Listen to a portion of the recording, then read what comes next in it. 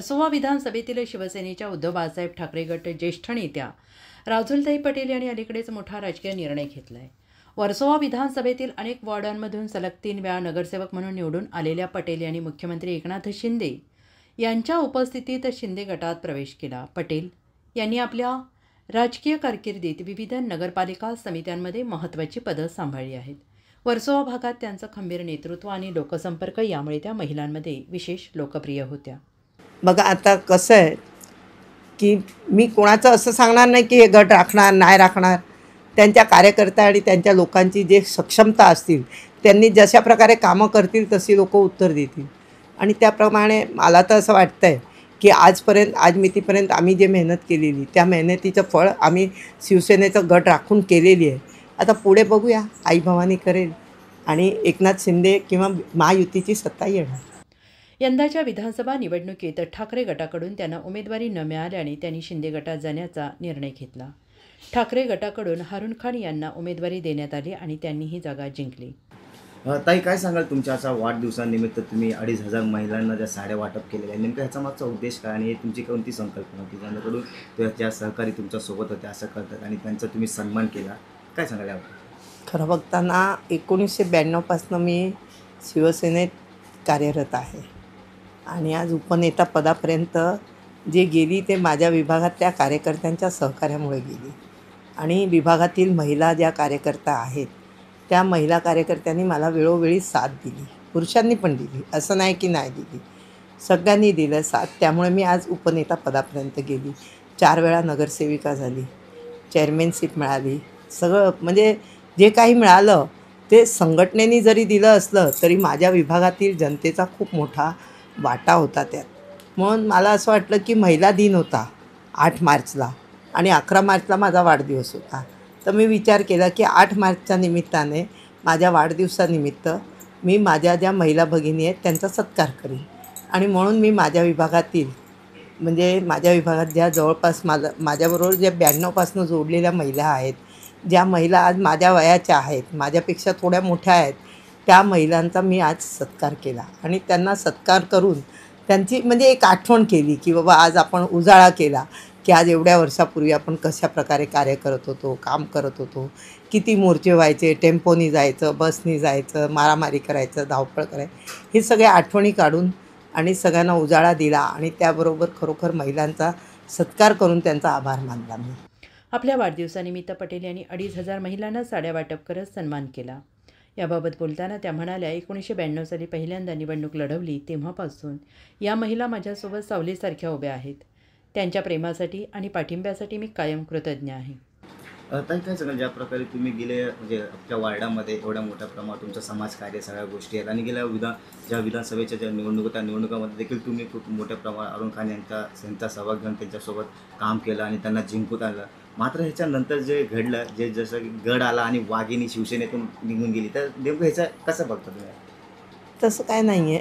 विषय असाच होता की पक्षात मी निस्वार्थ भावे सेवा केली. निस्वार्थ भावे मी आज मितीपर्यंत माझ्या पक्षातनं जे कार्य केलं, ज्या प्रकारे मी पुढे गेली, ज्या जागेतनं मी 92 साली निवडणूक लढवली त्याच स्लमच्या घरात मी राहते आजही. आणि ह्याच्यातच राहून मी माझं कार्य केलं. आणि ते कार्य करत असताना खरं बघताना मला असं वाटत होतं की पक्षाकडनं मला अपेक्षा होती. तरी पक्षाने मला अपेक्षा असतानासुद्धा पक्षाने आमदारकी नाही दिली. पण माझं कर्तव्य होतं, माझ्या पक्षाशी मी एकनिष्ठ होती. म्हणून मी माझ्या परीने काम केलं. माझ्या परीने काम करून त्या उमेदवारांना निवडून दिलं. उमेदवारांना निवडून दिल्यानंतर मला कुठेतरी 2 महिन्यात असं जाणवत होतं की उमेदवाराकडनं आणि त्या कार्यकर्त्यांकडनं एकदम ज्याचं असं काय म्हणतो आपण त्याला की कुठेतरी त्यांना असं वाटत होतं काय माझ्यावर अविश्वासाच्या गोष्टी येत होत्या. 2-4 गोष्टी अशा मी ऐकलं की ज्या अविश्वासाच्या होत्या. आणि हे जर 2 महिन्यात होत असेल तर मला असं वाटलं की जर मी हे 2 महिन्यात होतं आहे आणि मी ते जर सहन करत राहिली तर 5 वर्ष मी सहन करू शकणार नाही.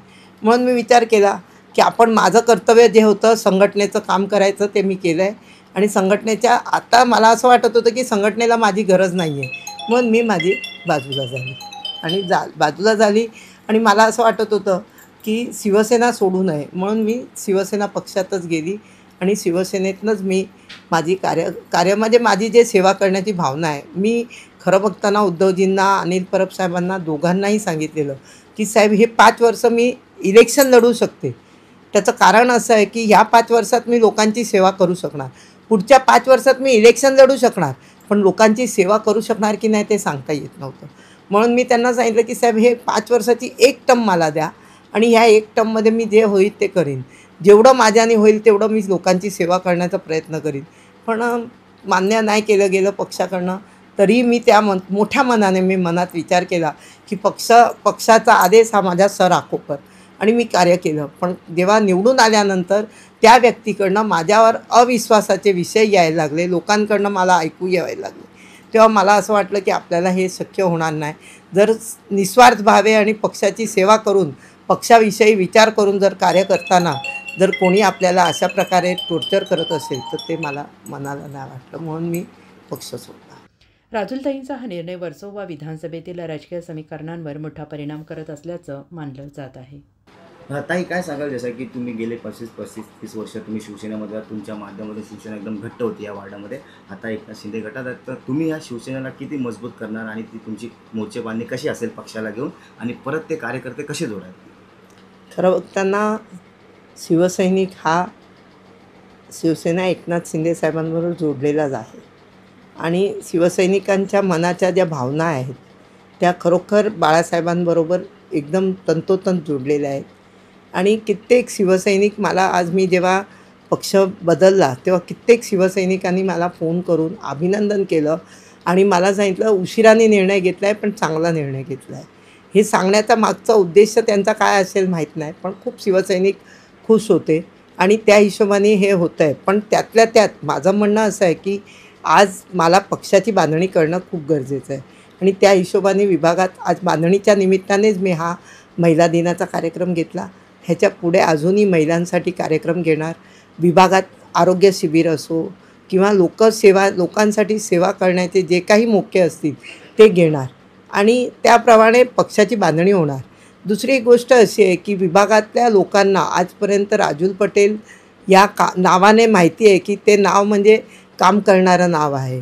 रात्री 2:30ला जरी फोन केला किंवा 3ला जरी फोन केला किंवा 4ला फोन केला तर राजुलताई हा फोन उचलतील आणि आम्हाला मदत करतील, हे लोकांच्या अपेक्षा आहेत. या अपेक्षा कुठेही भंग होऊ देणार नाही आणि लोकांना जिथे माझी गरज असेल तिथे लोकांबरोबर राहिले तर आपोआप पक्ष बांधणी होणार आहे आणि लोकांची सेवा केली तर पक्षाची बांधणी आपोआप होणार आहे.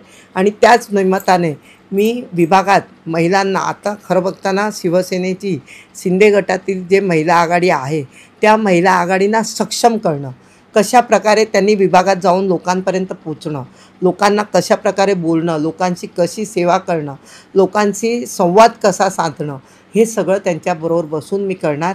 आणि खरोखर वर्सोवा विधानसभा नाही, अंधेरी विधानसभा असो, वर्सोवा विधानसभा असो, दोन्ही विधानसभेत मी लोकांना एका प्रकारे आकर्षित करण्यासाठी महिला आघाडी असो, पुरुष आघाडी असो, शिवसैनिकांना एकरीते खूप मजबूत करण्यासाठी प्रयत्न करत राहील 100%.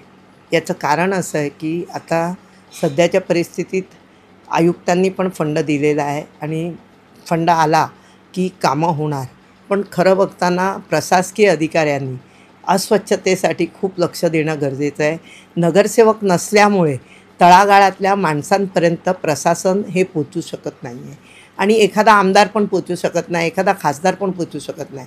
म्हणून नगरसेवक येणं हे खूप गरजेचं आहे आणि नगरसेवक आला तर तो महापालिकेत आपल्या समस्या, आपल्या विभागातल्या समस्या ज्या पोटतिडकीने मांडतो ना, ते मांडणारा नगरसेवक आला पाहिजे. लोकांपर्यंत जाऊन, तळागाळात जाऊन हा काम करणारा नगरसेवक आला पाहिजे.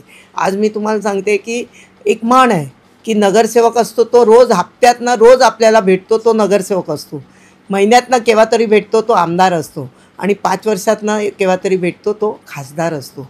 म्हणजे घरचा माणूस म्हणजे नगरसेवक असतो. एखाद्या व्यक्तीला ओळखपत्र पाहिजे किंवा त्याला स्वतःचा रहिवाशाचा दाखला पाहिजे, उत्पन्नाचा दाखला पाहिजे, काही पाहिजे असेल तर त्या सगळ्या कामांसाठी नगरसेवकाची खूप गरज असते. आणि म्हणून माझी सरकारला विनंती आहे की नगरसेवकाचं निवडणूक खूप लवकरात लवकर घेतलं पाहिजे. त्याचं कारण असं आहे की सरकारकडनं निधी खूप मोठ्या प्रमाणात दिला जातो आहे. निधी खूप भरमसाठ निधी दिला जातो, वापरला जातो आहे, पण त्या स्वच्छतेकडे त्या निधीचा वापर प्रशासकीय अधिकारी पाहिजे तसा करत नाही आहे. त्याचं कारण तुम्हाला दाखवते की एक स्वच्छतेसाठी आपल्याला घनकचरा व्यवस्थापन विभाग आहे आणि त्या घनकचरा व्यवस्थापन विभागाकडनं आपले जेवढे कचऱ्याचे डबे आहेत ते काढण्यात आलेत. एकेकाळी अशी घोषणा करण्यात आली की कचरामुक्त जर मुंबई करायची आहे तर डब्बेमुक्त मुंबई केली. आपण डब्बेमुक्त मुंबई केली, पण कचरा तर रोडवर पडतो आहे.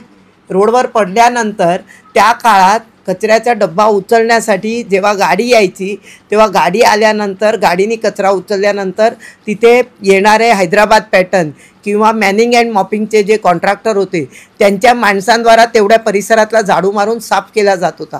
आजच्या काळात हैदराबाद पॅटर्न बंद झाली आहे, मॅनिंग अँड मॉपिंग बंद झालं आहे आणि तुम्हाला मी सांगते की सगळ्या मोठ्या रस्त्यांवर यांत्रिक झाडूने झाडू मारला जातो, तो रात्र मारला जातो आणि सगळ्या रस्त्यांवर पाहिजे तेवढी वाहनं पार्किंग असतात, तर यांत्रिक झाडूचा काही उपयोग होत नाही आहे.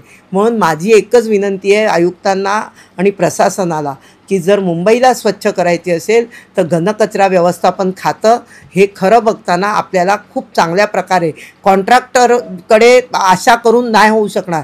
ह्यासाठी आपला हक्काचा कामगार घेतला पाहिजे आणि हक्काच्या कामगारांकडूनच ही कामं करून घेतली पाहिजे. त्याचप्रमाणे आज मिनी कॉम्पॅक्टर येतात. मिनी कॉम्पॅक्टरमध्ये कचरा असतो 2 टनचा आणि कचरा जातो अर्धा टन किंवा 1 टन. मग ते कचरा अर्धा बॅकलॉग राहतो, परत ते उद्या परत येणार, त्याच्यात जास्त डबल होतो. जागृत महाराष्ट्र न्यूज मुंबई. जागृत महाराष्ट्र न्यूज चॅनलला आता आपण ट्विटरवरती देखील फॉलो करू शकता. तसेच जागृत महाराष्ट्राच्या वेबसाईटला भेट देण्यासाठी गुगलवर टाईप करा www.jagruthmaharashtranews.com. तसेच जागृत महाराष्ट्राला ट्विटर, इंस्टाग्राम, फेसबुक आणि यूट्यूबला फॉलो करा. तसेच बातम्यांना लाईक आणि शेअर करायला विसरू नका. धन्यवाद.